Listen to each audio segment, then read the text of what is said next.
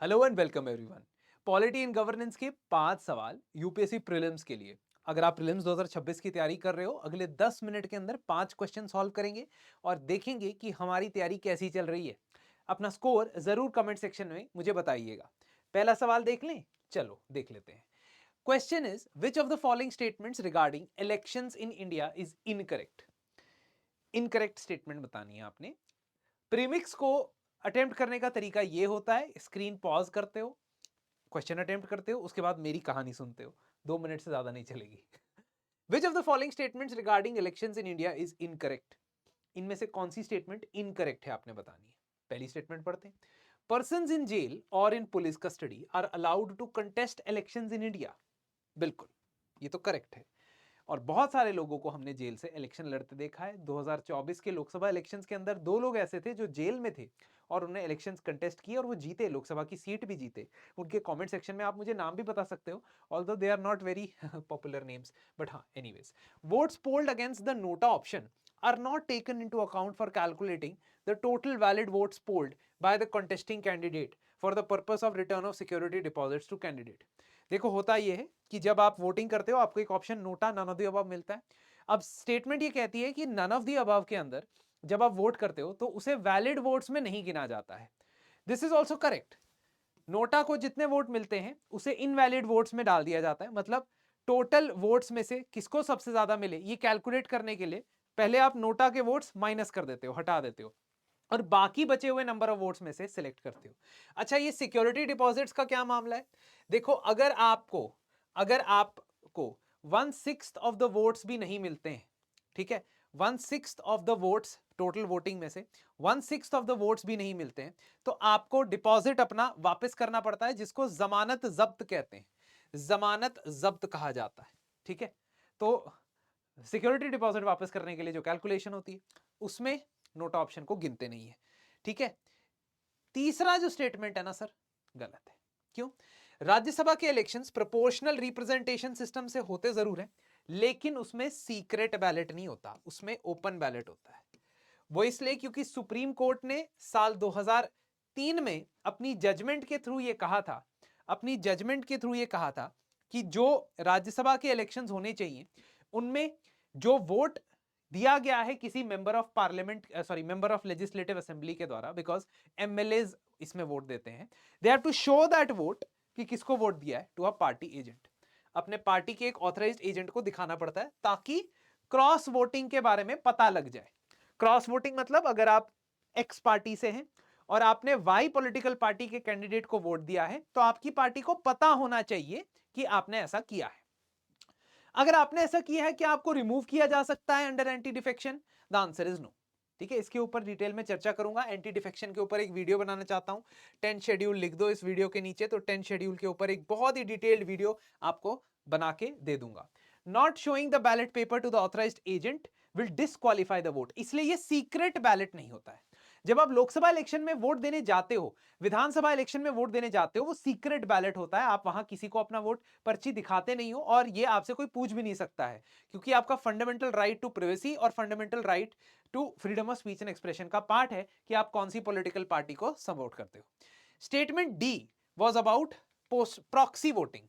Proxy voting का मतलब कि आप अपने बिहाफ पे किसी को नॉमिनेट करते हो कि वो मेरे बिहाफ पे वोट डाल देगा। क्या ये फैसिलिटी सर्विस वोटर्स को ही अवेलेबल होती है सिर्फ? The answer is yes.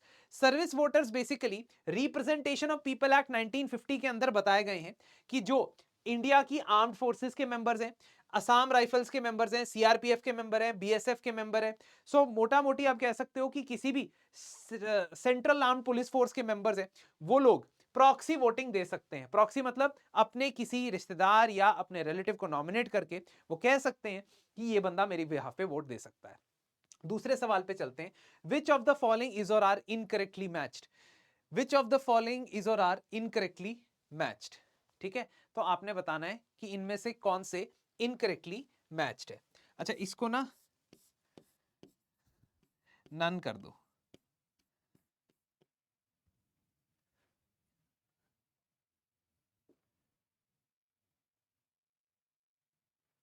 बताओ sir, which of the following are incorrectly matched?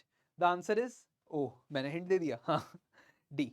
none of the above is incorrectly matched. ये तीनों करेक्टली मैच्ड है, ये तीनों करेक्टली मैच्ड है। तो स्टेट लिस्ट में पब्लिक हेल्थ एंड सैनिटेशन आता है, यूनियन लिस्ट में सिटीजनशिप, नेचुरलाइजेशन और एलियंस ये टॉपिक आता है, और कंकरेंट लिस्ट में legal, medical and other professionals आते हैं। कंकरेंट लिस्ट में legal, medical and other professionals आते हैं। तो सारे पेयर्स करेक्टली मैच्ड हैं। तो which of these is incorrectly matched का आंसर होगा डी, नन। ठीक है, ये मैंने मॉडिफाई कर दिया, बट हाँ ये समझ लीजिए कि दिस इज द आंसर। चलें आगे, शैल वी मूव नेक्स्ट। आपको पता है कौन सा शेड्यूल है? 7th शेड्यूल है, जिसमें 3 लिस्ट है, और अक्सर इस पे सवाल पूछा जाता है। आप यूपीएससी के पीवाईक्यू देखेंगे तो इसके ऊपर बेस्ड हर 1-2 साल में एक सवाल पूछा जाता है, क्वाइट कंफर्टेबली दे आस्क। ठीक है, और पीवाईक्यू को डिस्कस करते हुए हमने एक मैराथन सेशन लिया है, पॉलिटी गवर्नेंस का मैराथन सेशन, जिसके अंदर मैंने 205 पीवाईक्यू डिस्कस किए हैं जो पिछले 15 साल में पॉलिटी गवर्नेंस में से पूछे गए हैं। उस सेशन को देख लीजिए, उस सेशन का लिंक मैं डिस्क्रिप्शन में भी लगवा दूंगा।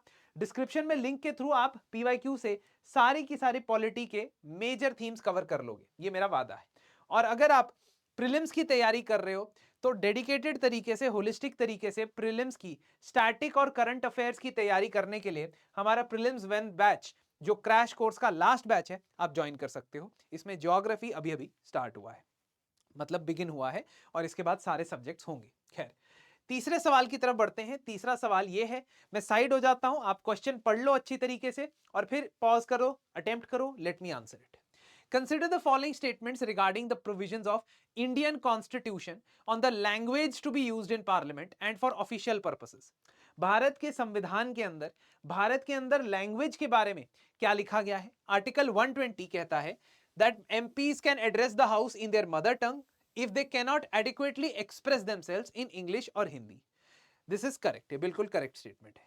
The use of English for official purpose was to continue for 15 years from commencement of Constitution unless Parliament decided otherwise. ये भी सही स्टेटमेंट है। President is required to constitute a commission on official language at interval of 5 years to make recommendations for the progressive use of Hindi. देखिए, president को commission बनाने के लिए बोला तो है संविधान ने, लेकिन एट इंटरवल ऑफ 5 इयर्स नहीं बोला है, एट इंटरवल ऑफ 5 इयर्स नहीं बोला है, इसलिए तीसरी स्टेटमेंट करेक्ट नहीं है, पहली दो करेक्ट है, 1 and 2 is the correct answer. तो आर्टिकल 120 जो लिखा है वो सही है। आर्टिकल 343 कहता है कि इंग्लिश और हिंदी ये दोनों भारत की ऑफिशियल लैंग्वेजेस होंगी 15 इयर्स तक आफ्टर कॉन्स्टिट्यूशन इज डन। तो 50 से लेकर 65 तक होनी थी, लेकिन 63 के अंदर ही एक कानून पास कर दिया गया जिससे इंग्लिश को हिंदी के साथ साथ ऑफिशियल लैंग्वेज के तौर पे एक्सटेंड कर दिया गया, नेशनल लैंग्वेज नहीं, ऑफिशियल लैंग्वेज। आर्टिकल 344 कॉन्स्टिट्यूशन के लिए या कॉन्स्टिट्यूशन के अंदर बात करता है कमीशन बनाने की, that president will make a commission, but वो कहता है once that commission will be made at the expiration of 5 years from the commencement of the constitution. मतलब जब संविधान बन जाएगा, अप्लाई होना शुरू होगा, उसके 5 साल बाद एक कमीशन बनाना है और उसके बाद 10 साल बाद एक कमीशन बनाना है। तो जब 5 साल खत्म हो जाएंगे और जब 10 साल खत्म हो जाएंगे तब आपने कमीशन बनाना है। एवरी 5 इयर्स या हर 5 साल के इंटरवल के बाद आपको कमीशन बनाना है, ऐसा नहीं बोला गया। इस कमीशन का पर्पस है कि वो हिंदी लैंग्वेज को किस तरीके से बेहतर इस्तेमाल किया जाए, प्रोग्रेसिवली उसका इस्तेमाल किया जाए, इसके बारे में रिकमेंडेशन दे। तो ये कमीशन रेगुलर 5 ईयर इंटरवल के लिए नहीं बना था, इसी वजह से तीसरी स्टेटमेंट इनकरेक्ट है। अब चौथे सवाल की तरफ बढ़ते हैं। चौथे सवाल में आपसे पूछा गया है अबाउट इलेक्शंस।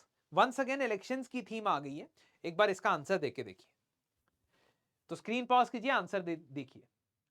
पढ़े क्वेश्चन क्या है?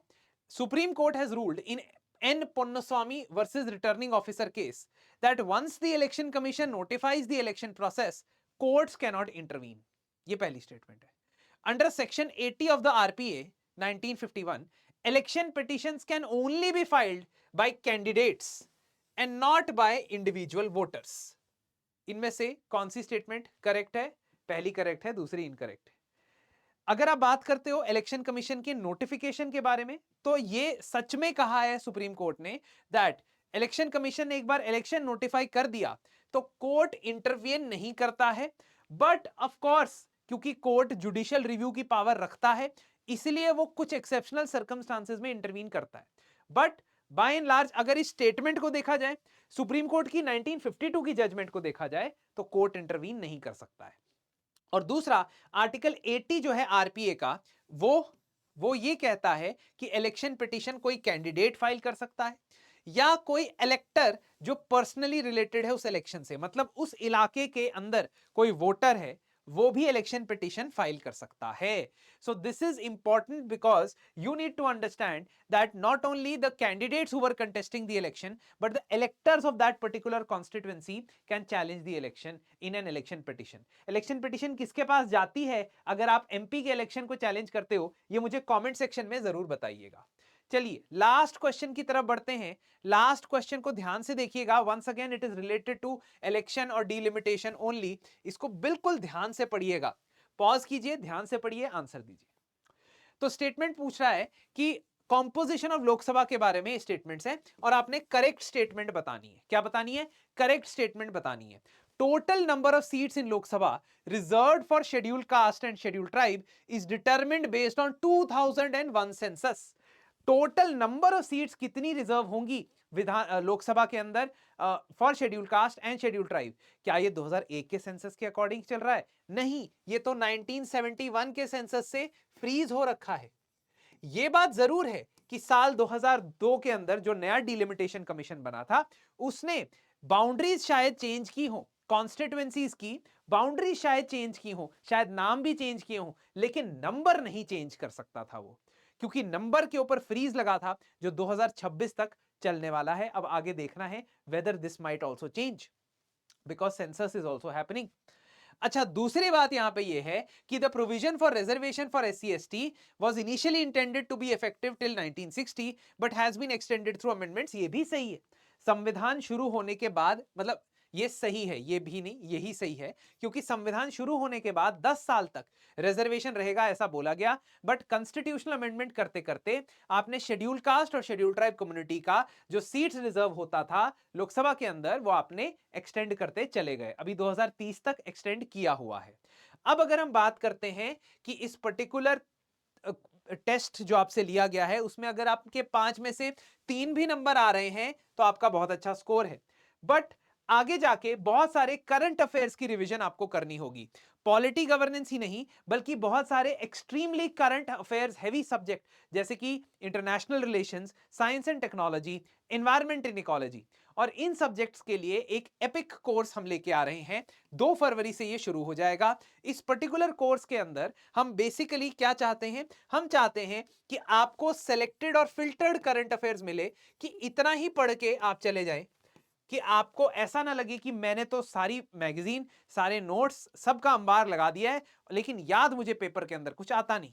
तो हमारा पर्पस ये होगा कि क्लासेस के थ्रू, नोट्स के थ्रू आपको सिर्फ और सिर्फ फिल्टर्ड करंट अफेयर्स जो प्रीलिम्स ओरिएंटेड हैं, जो प्रीलिम स्पेसिफिक जानकारी आपको चाहिए, वो आपको प्रोवाइड की जाए।